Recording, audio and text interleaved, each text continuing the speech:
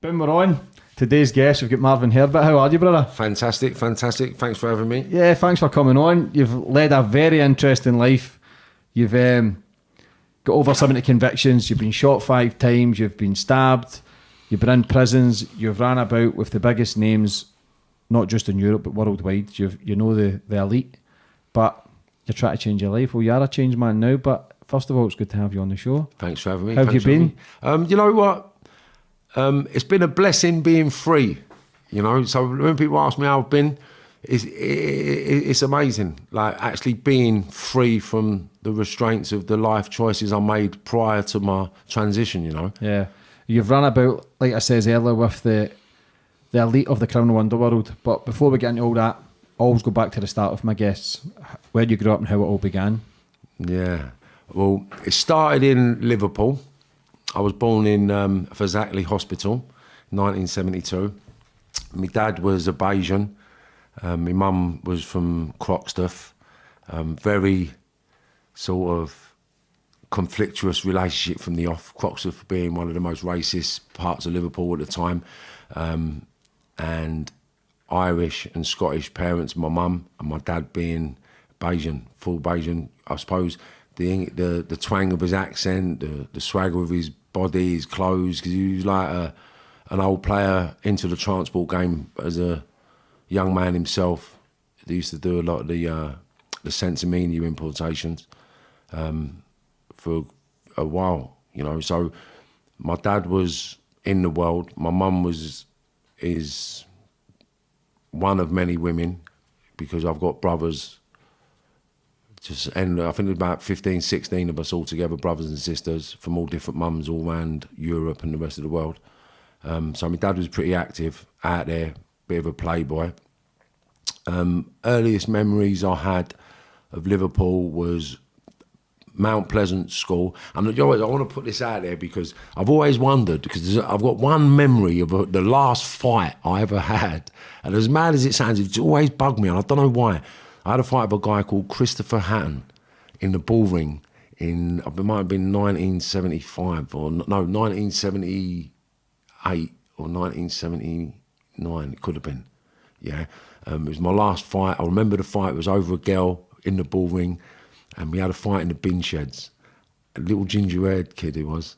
And I've always, I don't know why, it's always been in the back of my mind. I wonder how he is, I wonder how he's developed, I wonder how he turned out.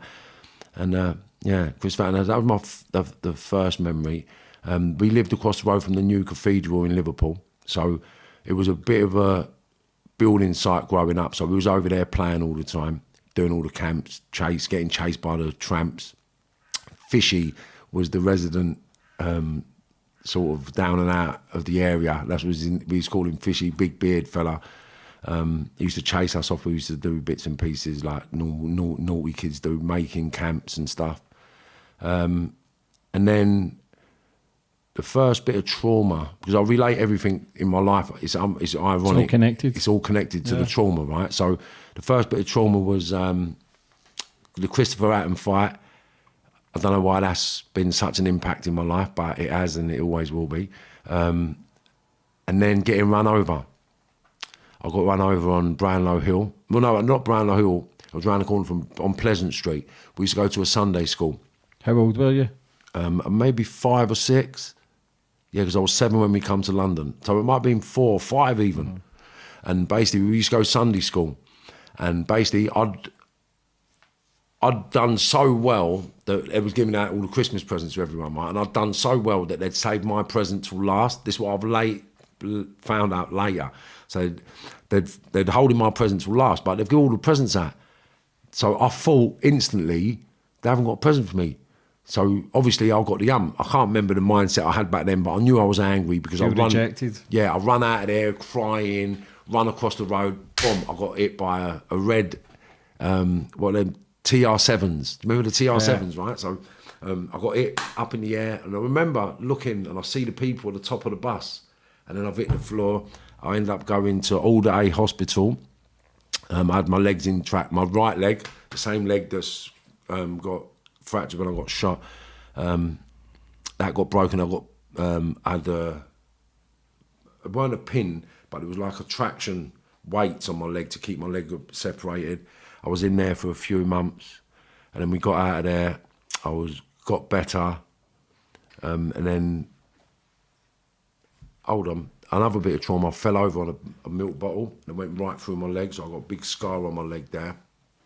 That was in Kirby, and then I got run over. Yeah, because remember the must just come back there was actually getting held down by the doctor when they was trying to give me the injection in the cut, but that wasn't getting run over. That was the bottle. So I've just done things out of chronological order there. So I fell on the bottle first, and then I got run over. After I got run over, we got better, and it was sort of a bit of a blur from then until we moved to London. So I don't really remember much. So it must have been happy days. Everyone's fine, you know, like you live in life, everything. There's no issues, no trauma. So there was nothing significant for me to remember. And then I remember the day we was moving to London.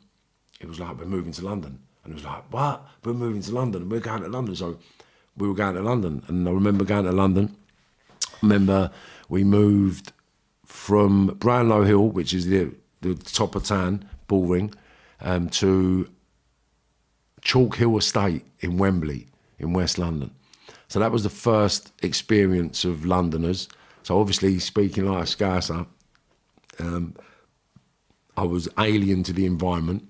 Being mixed-raced in the predominantly racist England at that time, being mixed-race never went well because I couldn't mix with the blacks or the whites properly because I was always frowned upon by the blacks and the whites, you know. So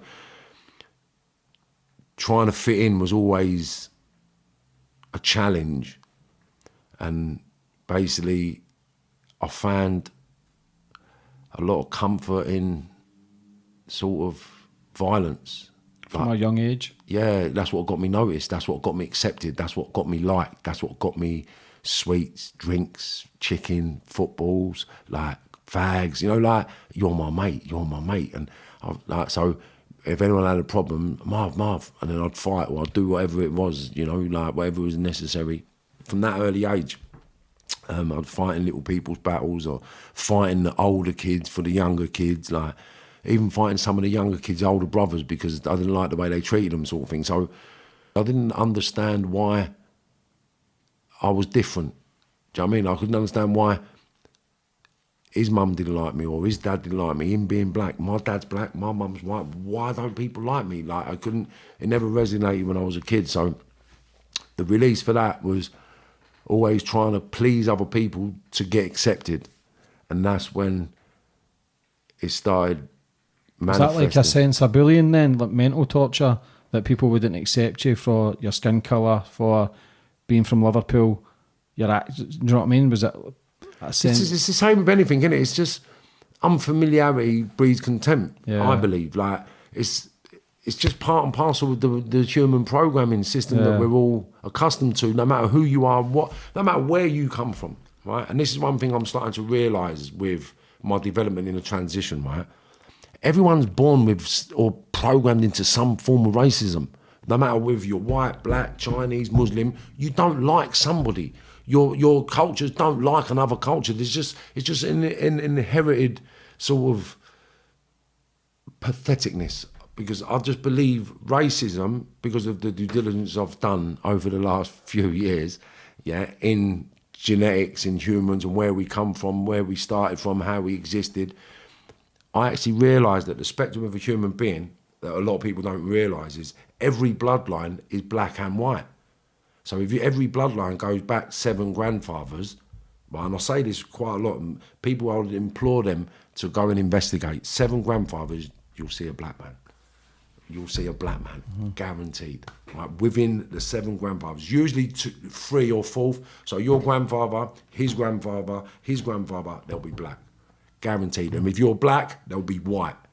And that is something that I've started to realise is very common, but we're programmed not to see it or believe it. So because of that ignorance growing up and trying to fit in with everybody, now I sort of understand that the racism isn't specific to white people or black people. Racism is something that is just programmed into every sort of race on the planet.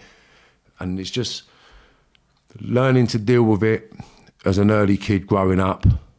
It was just ag.